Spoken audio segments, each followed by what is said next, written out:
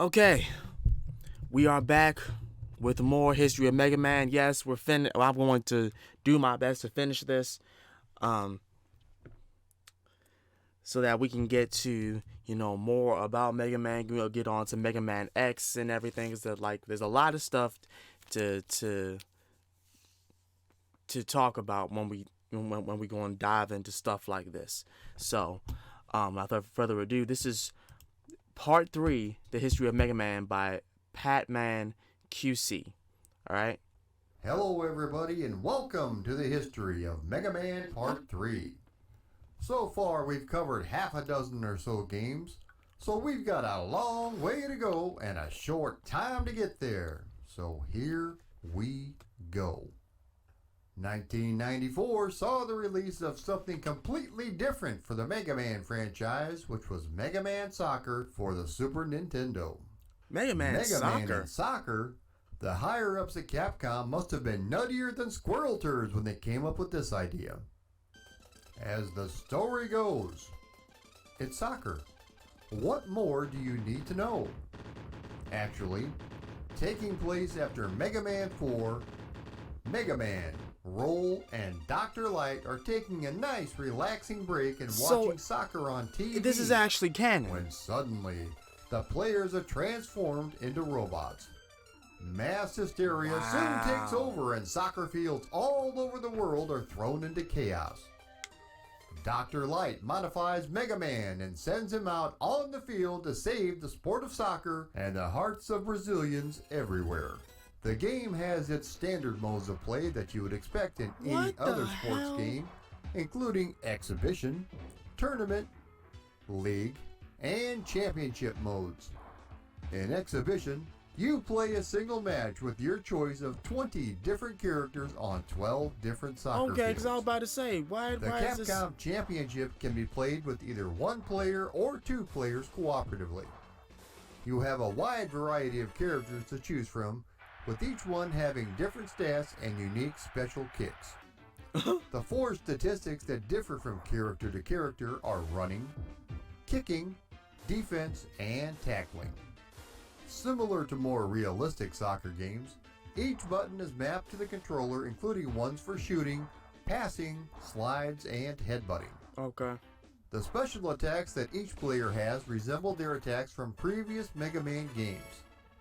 The game was released essentially unfinished with some features not accessible unless you have a cheat device. Oh, wow. The Super Multi-Tap accessory, which allowed 4 players at the same time, could be plugged into the second controller port and was supported but removed for some reason from the final game. Why? This means we could have had 5 people playing at the same time, which would have been fantastic. Yeah. Dr. Wily was supposed to be a playable character but was taken out for some reason. Again, use your cheat device to enable it. So the game is just pointless unless if I cheat. Thanks a lot, y'all.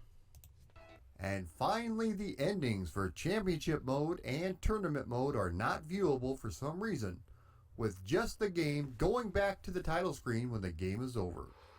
For the third time, use your trusty but perhaps rusty cheat device to enable these endings. The 16-bit graphics are nice and colorful with adequate sound. The game itself, though, is just not fun to play. For example, the screen is zoomed in just a little bit too much and you can't see much of the playfield. It received harsh criticisms when it was first released and doesn't have that warm soft spot in many gamers' hearts like the rest of the series. I bet.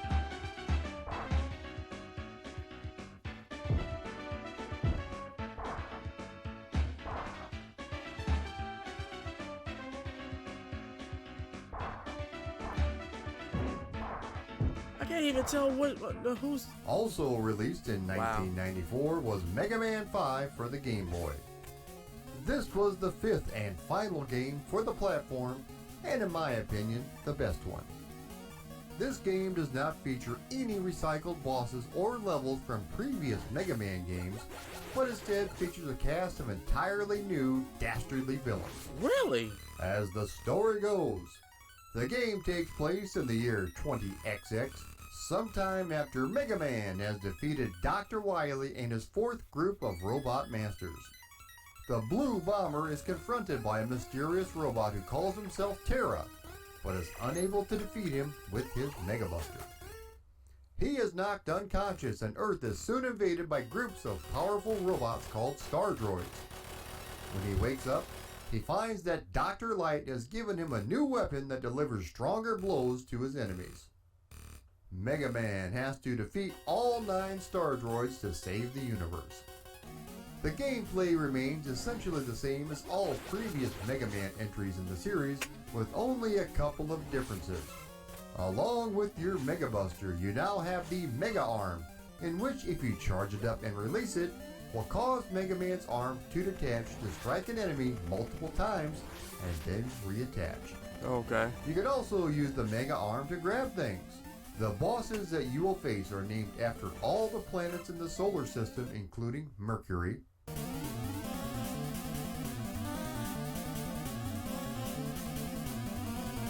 Venus,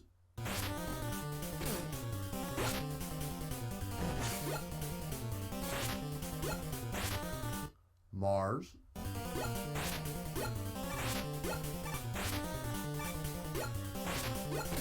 Jupiter,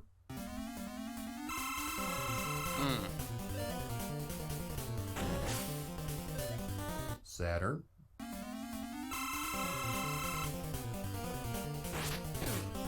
was going to say, Saturn better have a ring. Uranus, Oh! And Uranus is in there? Wow. Neptune, By the power of Neptune. and Pluto. Whoa, I'll be. This was before everyone got sick and tired of how small Pluto was and shamed him into being a dwarf planet. Oh. You also face Terra, which is the Latin word for Earth. Oh, yeah, of course. Duh, Joseph. Another Kingdom new Hearts. addition is the introduction of Tango the Cat, who was similar to the bird Beat, in which he will appear when summoned, transforming into a buzzsaw and taking out the enemies. Wow. Speaking of Tango. faithful helpers, your robot dog Rush is also back with his coil and jet modes for easier good. navigation. There are various power chips scattered throughout, and you can use these in between levels. I hope I purchase can new find items this from Dr. Light. as a This ROM. game featured support for the Super Game Boy attachment for the Super Nintendo, giving Awesome. a little bit of color to our little heroes' adventures. It's only a 4-color palette, but it does help each level stand out. The controls are nice and tight and feels just like Mega Man should. Nice.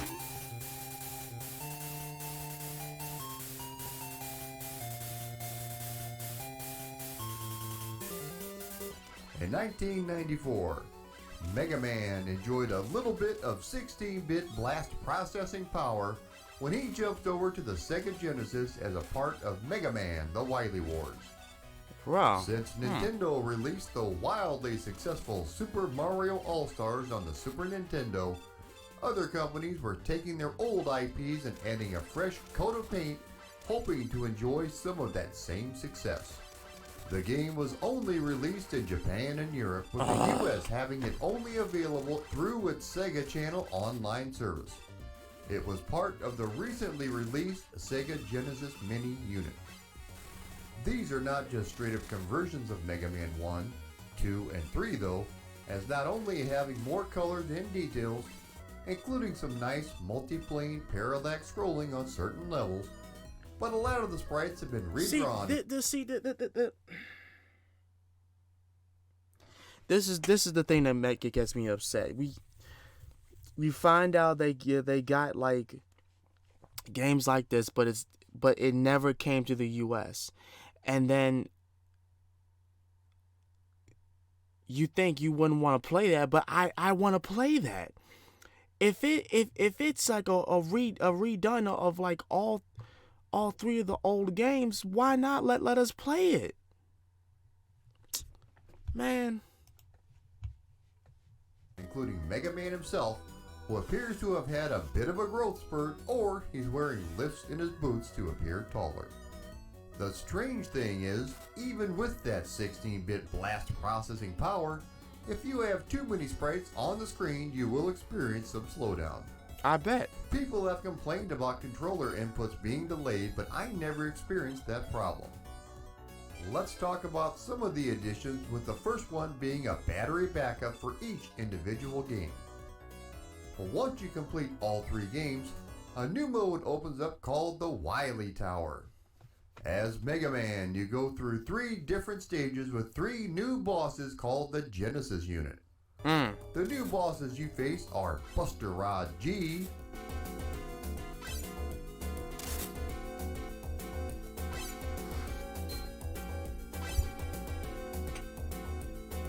Mega Water S,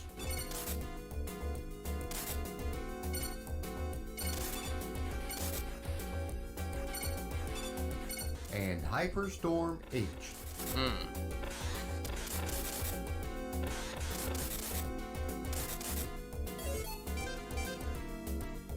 The gameplay is exactly like you remember from its 8-bit NES glory days, and is a nice compilation for Mega Man fans everywhere.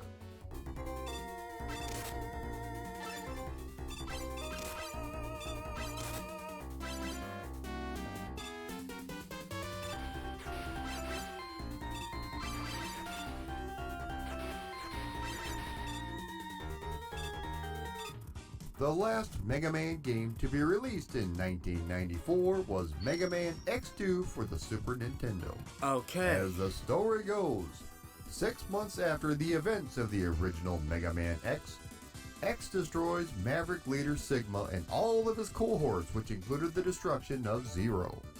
He becomes the leader of the elite Reploid police force, Maverick Hunters, and must destroy a new group of Mavericks while hunting down what remains of Zero.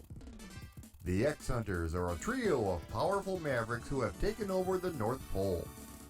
The leader of the X-Hunters, Serges, has collected the remains of Zero's body parts. It's up to you to stop this uprising and save the day. Using the original Mega Man X as a base, your abilities include jumping, running, scaling walls, dashing forward for long... I wonder why he chose to only cover Mega Man X2 and not Mega Man X. Why only cover Mega Man? Why? Unless, did we already... No, I don't think we did cover it the last time. Jumps and the chargeable X-Buster Cannon. The dash is a permanent ability though at the start of the game instead of being a standard upgrade. Capcom decided to add a little bit of extra oomph in the graphics department with the inclusion of a digital signal processor or DSP chip called the CX4. This allowed limited 3D wireframe graphics which included rotating and scaling effects. The developers were encouraged early on to use this as much as possible. Similar to the first game, you can locate 4 armor upgrade capsules which will unlock new abilities such as a radar piece for your helmet, which will automatically zoom into hidden passages.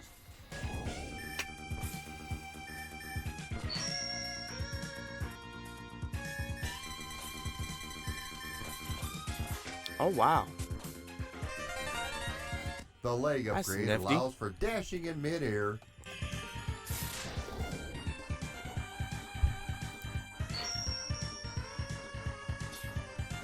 and an arm piece which gives you an extra X-Buster which can attain 4 charge levels among others.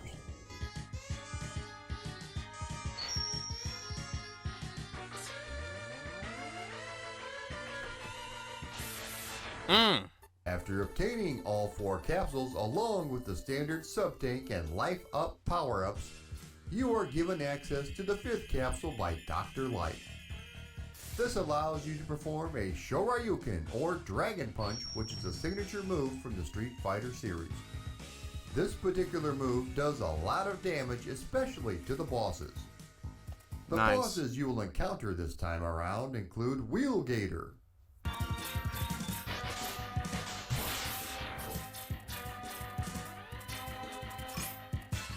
Overdrive Ostrich, Overdrive Ostrich.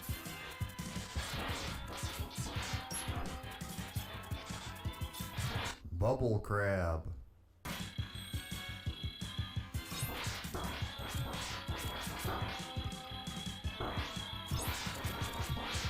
Wire Sponge.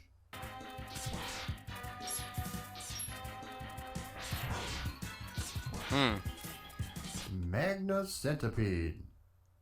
Magna Centipede?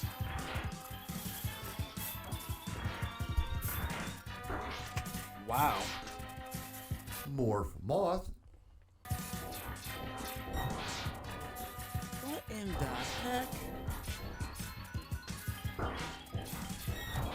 Flame Stag.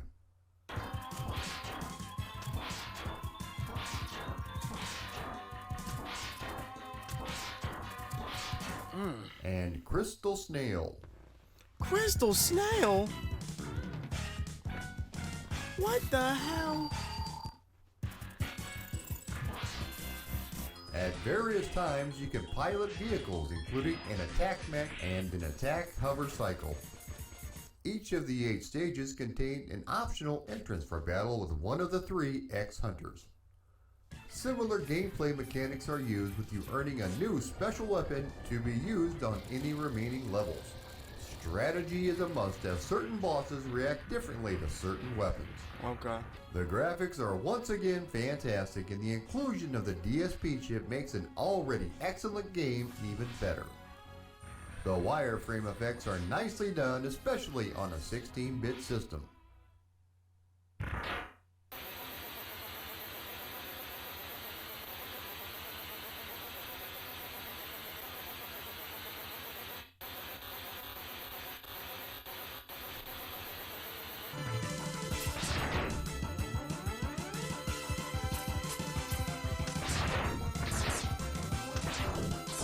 Oh, I love this music.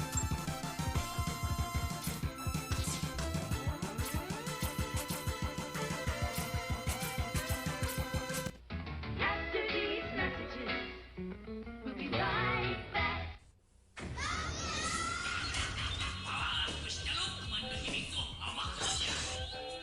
そう会議今度はスーパーファミコンに勝負だロックマン7好評発売中 In 1995, the original Mega Man series continues as Mega Man 7 makes its way to the Super Nintendo. As the story goes, the game takes place in the year 20XX, approximately half a year after the events of Mega Man 6. Okay. Dr. Wily has been imprisoned, but despite this, he triggers a failsafe in his lab, which awakens 4 robot masters sent to rescue him. Mega Man fails to apprehend Dr. Wily, but does encounter the mysterious robot base along with the dog Treble, who are after Dr. Wily as well. He has to go out and defeat the new robot masters and find the evil Dr. Wily. The gameplay is very similar to the previous 6 titles in the series, but there are several refinements. The same features from previous games, such as sliding along the ground, charging up the Mega Buster, and calling on your faithful canine pal Rush to perform various tasks. A new feature called the Rush Search will cause Rush to dig up useful items wherever the player is standing. He will bark if he stumbles upon something big or point towards hidden passageways. Really? Wow.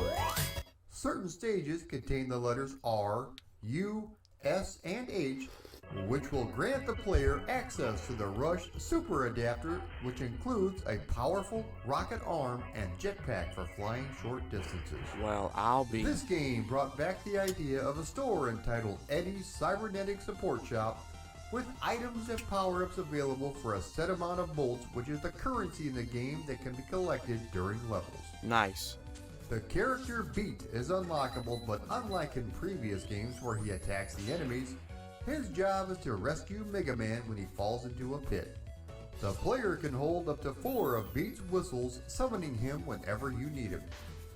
Beat can also carry Mega Man for a short period of time. You can also obtain Proto Man's trademark shield. The game is one of the more puzzle-heavy games from the classic series. The game opens up with a level, which serves as the introduction of the story as well as new characters Bass and Treble.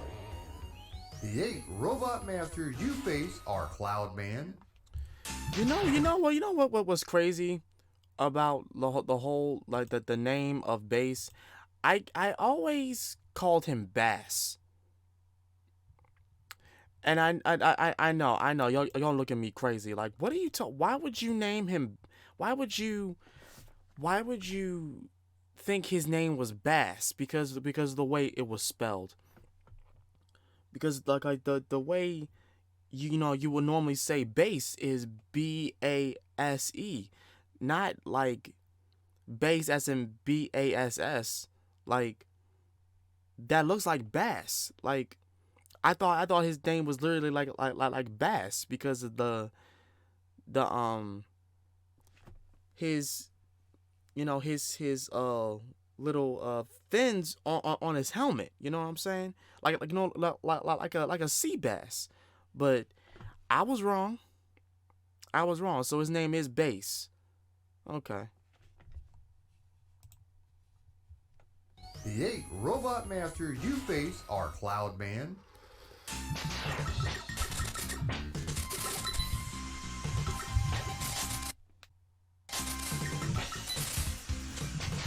Junkman,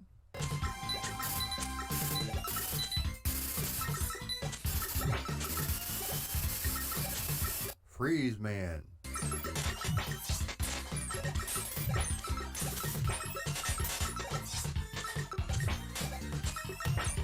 Burst Man,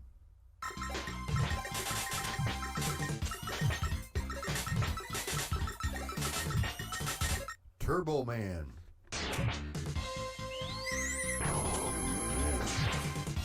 Okay. Shade Man,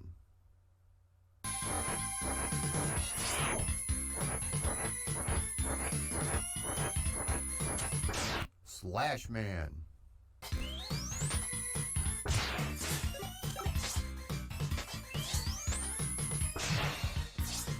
and Spring Man.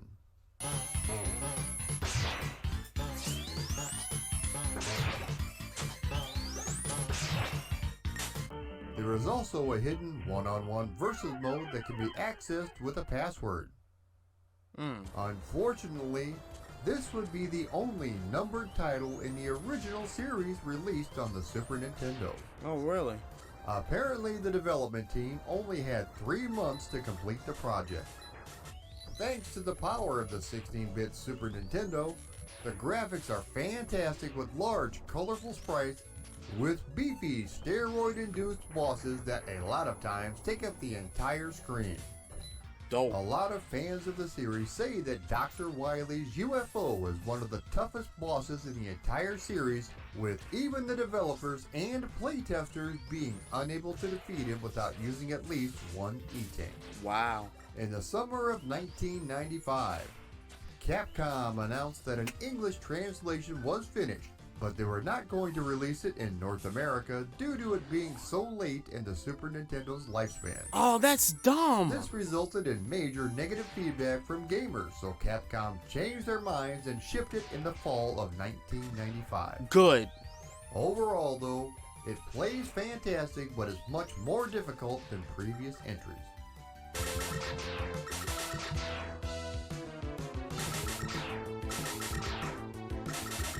Ain't nobody trying to hear, oh, we couldn't translate. It's pointless to translate it. Translate it. We don't care if it's too late.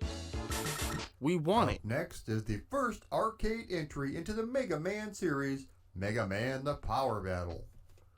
The game saw a limited stateside release with a few changes, including the removal of most of the Japanese voices.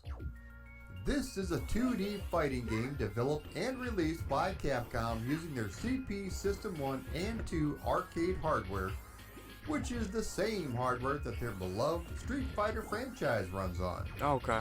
It wouldn't be Capcom if it didn't offer a simultaneous 2-player option, and this makes an already enjoyable game even better. As the story goes, there really isn't much to it. I was gonna say. Dr. Wily has come back and has rebuilt 18 classic robot masters to cause chaos and damage all over again. It's basically a boss battle with all of the platform sections taken out. The gameplay remains the same, as Mega Man can earn new weapon types on top of the standard arm cannon by defeating the robot masters. You can choose either Mega Man, Proto Man, or Base, although they all play pretty similar. Okay. You can play through 3 courses, including Mega Man 1 and 2, Mega Man 3 through 6, and finally Mega Man 7. Each course includes 6 robot masters that you can fight in any order you choose. After doing this, you take out the sub-boss and a final confrontation with Dr. Wily. Thanks to the beefy CPS hardware, the game looks absolutely gorgeous, with not only more colors and details on screen, but loads of extra animation as well. The backgrounds have also been given a significant boost and have a much more anime feel than previous games. There are 18 bosses in total to face, which include Shade Man,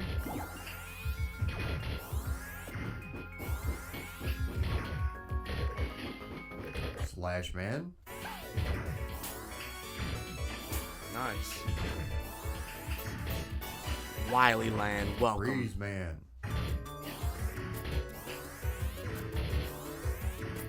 Civil Man,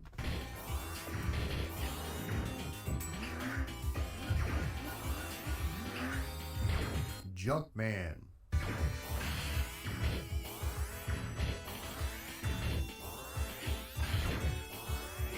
Cloud Man,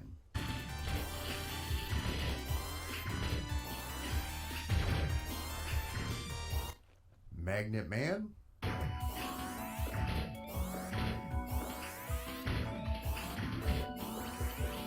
Plant Man,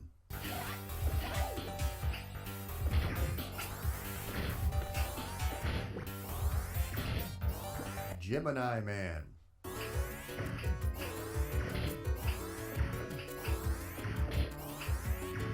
and Cut Man, among others. Nice.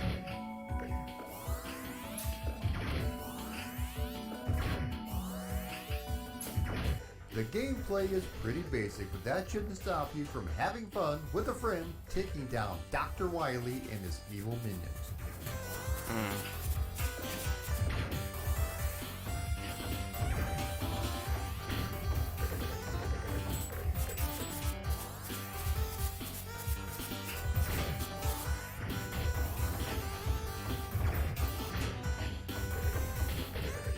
And that brings us to the end of Part 3 on the history of Mega Man.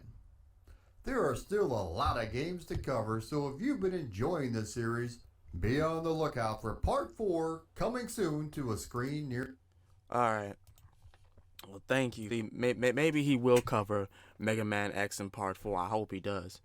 I apologize if my eyelids were shut a little bit. At the time of recording this, it's like 2 o'clock in the morning. I got home late. Home from work late. Yeah, sorry about that.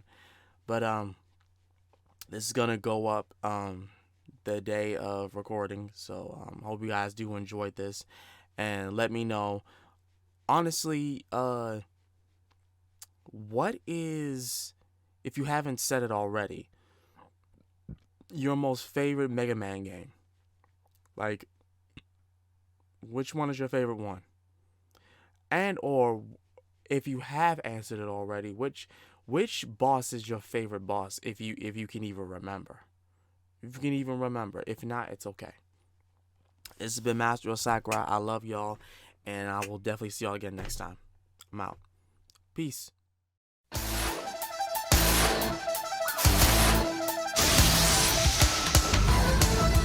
Fighting robot.